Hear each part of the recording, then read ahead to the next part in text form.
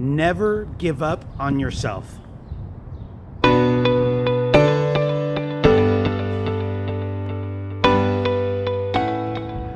Hello, all you beautiful souls out there in my social media family. How are you doing today? My name is Chris, and I'm here to help you find your happiness. In today's video, we're going to be discussing a topic that is very, very, very close to my heart and very, very real for me. And this is never give up on yourself. And I'm starting to get goosebumps just talking about this. This topic here is probably the most important message that I have sent out in any video that I have done to date. And the reason that I'm doing this video is because I want to share some things with you that I really haven't shared with a whole lot of people.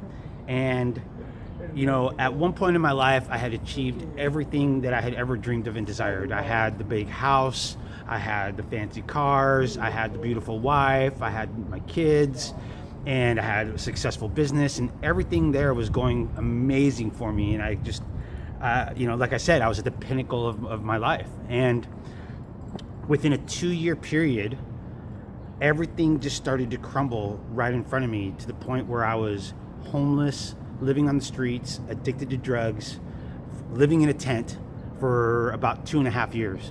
Okay. And again, this is not something that I share with people. You know, it's not something that I'm proud of, but it's something that is very real and did happen to me. And at that point, I had lost all faith in everything. I had lost faith in myself, in relationships, in a higher power. I mean, let alone there being a higher power that had my best interest in mind. And obviously, being on the streets, addicted to drugs, living in a tent, I had even given up on myself. And I completely just lost the whole drive or desire to really do anything. I was just in such a state of anger and hate and depression and anxiety, and just all of these things just rolled up, that I was just doing everything that I could to numb those feelings.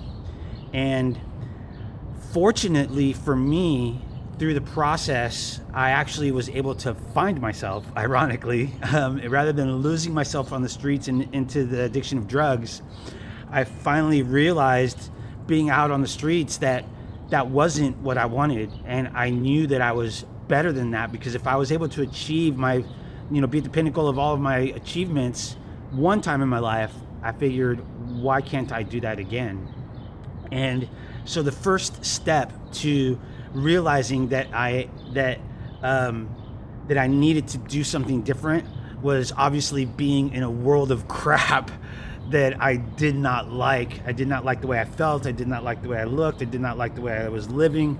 None of it, right? And so it was very important, to make that decision to stop, that whole process that was causing me to be in that situation.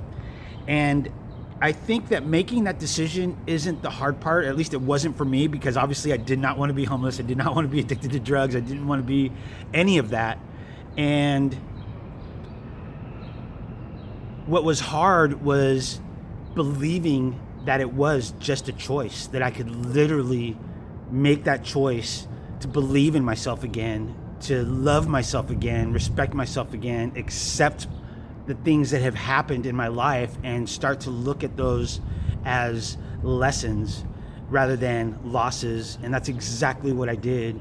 And throughout that process, the first step was definitely believing that it was as simple as a decision. So if you're in that spot right now, if you're feeling like everything is just crumbling around you, or you're in a similar position to where I was in the past, I'm here to tell you that if you are willing to look at yourself in the mirror and say it is just a choice, that you can start that process to get out of all of that anxiety, depression, fear, hate, resentment, regret, whatever it may be that has caused you to get into that state of being.